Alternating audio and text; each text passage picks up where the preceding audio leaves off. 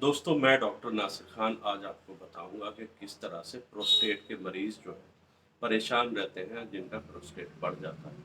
Prostate एक ऐसी ग्रंथि है जो कि पेशाब की नली के चारों तरफ घेर के रखती है। तो उसी चीज़ के बारे में बात करेंगे और एक मरीज का जो है किस तरह से हम एग्जामिनेशन और किस तरह से उनकी दवाइयाँ करनी चाहिए, वो सारी चीज़ें बताऊंगा दोस्तों, जिससे कि आपको समझने में कोई परेशानी ना हो और उसकी पूरी जानकारी आपकी जो है सही ढंग से आपके पास पहुँचे। तो प्रोस्टेट के जो मरीज़ आते हैं, उनसे हम क्या-क्या पूछते हैं पहले तो ये है कि प्रोस्टेट ग्रंथि है, ये सब जानते हैं। मेरे पास एक मरीज़ आए, तो सबसे पहले वो आते हैं मेरे पास, तो मेरा क्वेश्चन है कि भई आपका जो अल्ट्रासाउंड है, वो दिखाइएगा। क्योंकि किसी दूसरे डॉक्टर साहिबान ने वो जो है अल्ट्रासाउंड करवाया है और उन्हें जो परेशानी है वो सारी चीज़ें बताई हैं।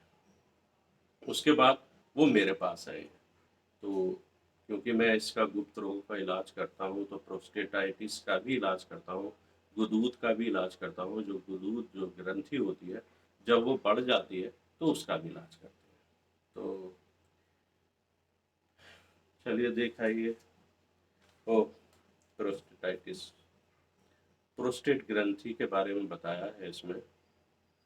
हाँ, ठीक हो जाएँगे आप। प्रोस्टेट ग्रंथि का जो साइज़ है वो एनलार्ज हो गया है आपका। कितना एनलार्ज हो गया है? क्योंकि वेट से नापा जाता है। अगर किसी का वेट जो है बढ़ जाता है नॉर्मल वेट से, तो उसे जो है प्रोस्टेटाइटिस कहते हैं, ग्रंथि का बढ़ना कहते हैं। अच्छा, इसका मेन फंक्शन क्या है? पहले तो यही मैं आपको बता दूँ। तो हमारे पास ये मरीज़ आए हैं तो इनके हमने अल्ट्रासाउंड देखा। अल्ट्रासाउंड के बाद में इनसे पूछ रहे हैं हम, शुरू से एग्ज़ामिनेशन करते हैं। तो उनसे क्या-क्या क्वेश्चन पूछे जाएँगे? पहले तो बहुत ज़्यादा उमस है, क्लिनिक का माहौल बहुत, क्योंकि एसी नहीं है दोस्तों, इसलिए जो है ज़रा गर्मी है बहुत ज़्यादा, बाहर बारिश हो रही है। तो हमारे पास जो ये मरीज़ आए हैं, ये हैं प्रोस्टेटाइटिस के। प्रोस्टेट एक ऐसी ग्रंथि है जो सिर्फ़ मेल में मिलती है, फीमेल में ये ग्रंथि नहीं मिलती है, मेल में मिलेगी। मेल में भी जो आपका यूरेथ्रा है, जो पेशाब की नली है, मूत्र मार्ग है, उसके लास्ट में जो है घेर कर रखती है मूत्र मार्ग। उसका एक नॉर्मल साइज़ होता है, जब नॉर्मल साइज़ से ज़्यादा बढ़ जाती है, तो उसे कहते हैं प्रोस्टेटाइटिस। इन्फ्लेमेशन या उसका वज़न बढ़ जाना, जब वो पेशाब करने में जो है परेशानी पैदा कर देती है। तो मरीज़ से हमने जो है देखा, मरीज़ के एग्ज़ामिनेशन किया। एग्ज़ामिनेशन में जो है ये क्वेश्चन जो है, ये है कि आपको ये कब से बीमारी है? तो उन्होंने बताया है कि भई मुझे जो है ये तकरीबन 5 साल से बीमारी है और मैं इसके बीच में दवाइयाँ खाता रहा हूँ और उसके साथ-साथ मुझे पहले गोनोरिया भी हुआ था। गोनोरिया वो बीमारी होती है, सेक्सुअल ट्रांसमिटेड डिजीज़, एसटीडी में आती है, जिसमें मवाद, जो यूरेथ्रा होता है उसमें मवाद आने लगता है। उसमें इन्फेक्शन हो जाता है, gonococcal infection.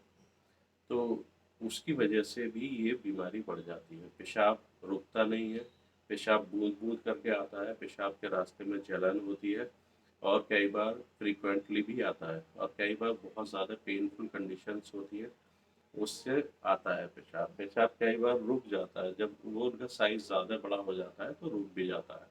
Hypertrophy of the prostate हो जाती है जब रुकता है। स्ट्रक्चर हो जाए, इन्फ्लेमेशन ऑफ द स्ट्रक्चर, जो यूरेथ्रा है, जो पेशाब की मूत्र मार्ग है, मूत्र मार्ग में जो है स्ट्रक्चर हो जाए, सूजन आ जाए, तो ये सारी उसकी अलामात हैं। उसके साथ-साथ अब ये काम क्या करती है? मेन काम है इसका, जो शुक्राणु होते हैं, जो स्पर्म होते हैं, उनमें एक रतूबत बनाती है, उनका एक लिक्विड फॉर्म बनाती है, जो कि जो कीटाणु होते हैं, जो सीमेन होता है, उसमें जो कीटाणु होते हैं, स्पर्म होते हैं, उनके लिए खाने का काम करती है। सबसे बड़ा काम करती है ये प्रोस्टेट ग्रंथि। तो उसके बाद में हमने एग्ज़ामिनेशन के लिए ग्लव्स पहने हैं। ग्लव्स पहनने के बाद जो है हम एग्ज़ामिनेशन, इसका और भी तरीका है, बाय एनल रूट, एनस के ज़रिए भी एग्ज़ामिनेशन करते हैं हम इसका। क्योंकि ये तो अल्ट्रासाउंड किया है, अल्ट्रासाउंड में आ गया है कि भई आपकी प्रोस्टेटाइटिस है। उसके साथ-साथ अब हम क्या करें कि इसका ये 2 तरह की होती है, एक्यूट और क्रॉनिक प्रोस्टेटाइटिस। एक्यूट वो होती है जो लॉन्ग टर्म से, क्रॉनिक जो है लॉन्ग टर्म से। एक्यूट एकदम ही पेशाब करना जो है रुक गया है, पेशाब में जलन आनी शुरू हो गई है और बहुत ज़्यादा दिक्कत हो रही है। तो क्या होता है कई बार उसके अंदर जो इसका हम एग्ज़ामिनेशन करने के बाद उसे क्योंकि पेनफुल कंडीशन होती है, पेशाब निकलता नहीं है वहाँ से, पास नहीं हो पाता है। तो इसमें हम जो है एक जो है उसमें हम पेशाब पास आउट करने के लिए जो है,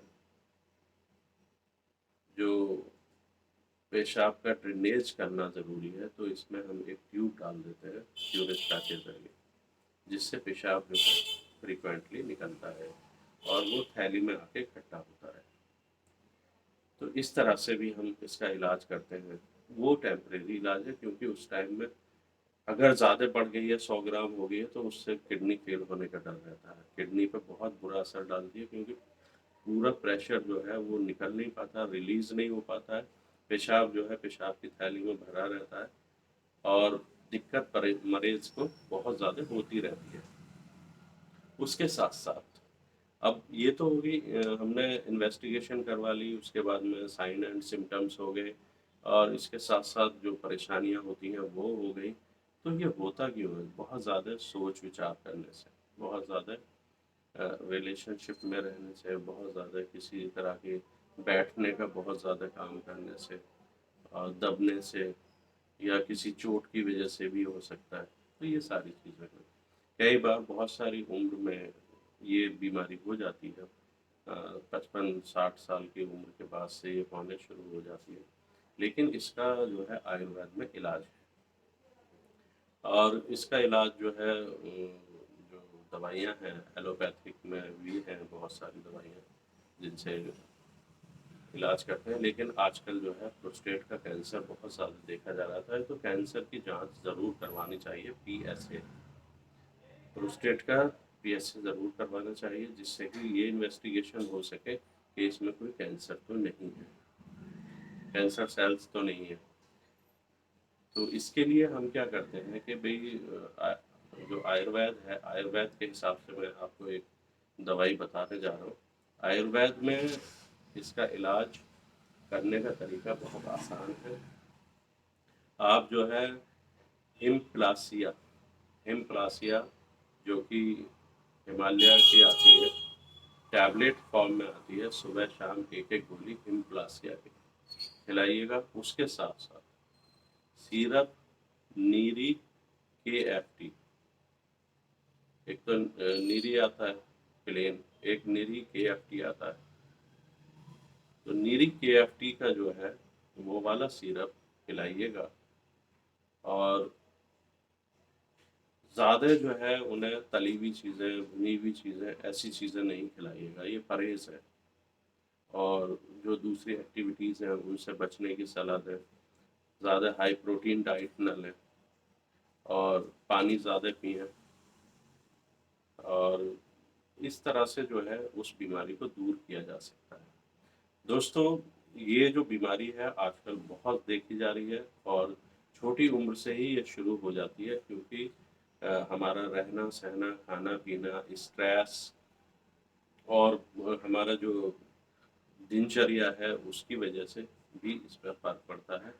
और एक्सरसाइज़ ज़रूरी है कि आप अपनी एक्सरसाइज़ लाइफ़स्टाइल को सही रखें, खाना-पीना सही रखें और हेल्दी चीज़ें खाएँ, ना कि तली-वली चीज़ें या ड्रिंक या अ, दूसरी चीज़ें ना लें, जिससे कि ये परेशानी पैदा हो। और अगर किसी को ये जो है कैंसर निकल आता है, तो उसका प्रॉपर तरीके से इलाज करवाएँ।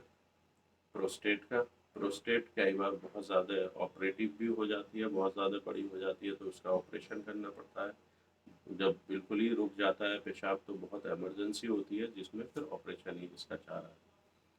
तो दोस्तों ये थी एक प्रोस्टेटाइटिस के ऊपर एक मरीज़ की कहानी, जो कि मैंने देखा था, उसी के पूरे साइन एंड सिम्पटम्स मैंने आपको बताए हैं।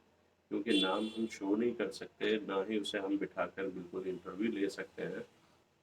तो इसलिए इसको सोचिएगा, और अगर कोई परेशानी है तो हिमप्लासिया टैबलेट हिमालय की सुबह शाम एक एक गोली खिलाएं, और उसके साथ साथ सिरप KFT 2-2 चम्मच सुबह शाम पिलाइएगा, और तकरीबन 1 डेढ़ महीने में रिजल्ट आना शुरू हो जाएगा, और उसका जो फ्लो है यूरिन का वो भी सही हो जाएगा, और उसका जो दबाव है, इन्फ्लामेशन है, सूजन है, वो सही हो जाएगी। दोस्तों अगर आपने मेरे चैनल को सब्सक्राइब नहीं किया है तो सब्सक्राइब भी कर दीजिएगा, क्योंकि आप वीडियो देख लेते हैं, सब्सक्राइब का रेट जो है वो बहुत कम है, इसलिए सब्सक्राइब की दरख्वास्त है। दोस्तों अब तक अगर आप लोग सभी लोग सब्सक्राइब करते इस चैनल को तो ये तकरीबन 1 मिलियन हो गया होता अब तक। लेकिन आप लोगों का प्यार मुझे कामयाब करता है, मुझे जो है आगे बढ़ने की इंस्पायरेशन मिलती है, मोटिवेशन मिलती है मुझे खुद को, और मैं चाहता हूँ कि इसका फ़ायदा दूसरे लोग भी उठाएँ, क्योंकि ये बीमारी बहुत ज़्यादा फैल रही है। और अगर आपको ये दवाइयाँ चाहिए तो अमेज़न पर लिंक मैं डिस्क्रिप्शन में डाल दूँगा, वहाँ से आप खरीद सकते हैं ऑनलाइन। दोस्तों कमेंट्स बॉक्स में जाके कमेंट्स ज़रूर कीजिएगा, क्योंकि अब मैं ज़रा-सा जो है आपको मरीज़ों के बारे में भी बताऊँगा कि किस तरह से मरीज़ हम क्वेश्चन करते हैं, उसका जो है किडनी पे क्या असर पड़ेगा, किस तरह से हार्ट पर इनका असर पड़ता है दवाइयों का या इस बीमारी का, किस तरह से आपके लाइफ़स्टाइल पर फ़र्क पड़ता है, किस तरह से आपके जो है दूसरे सिस्टम पर इसका असर पड़ता है, वो सारी चीज़ भी मैं बताने की कोशिश किया करूँगा, और जिससे कि आपकी ये क्वेरीज़ ख़त्म हो जाएँ कि भई मैंने कैसे खानी थी, या मुझे डॉक्टर साहब ने ये तो बताया नहीं। मेरे पास बहुत सारे क्वेश्चन आते हैं कि आप दवाइयाँ बता देते हैं, लेकिन उसका प्रॉपर तरीके से खाना, परहेज़ वो नहीं बता पाते, लेकिन मैं कोशिश करता हूँ कि सभी लोगों को वो सारी चीज़ें बता पाऊँ, जिससे कि आपका फ़ायदा हो। जय हिंद, अस्सलाम वालेकुम।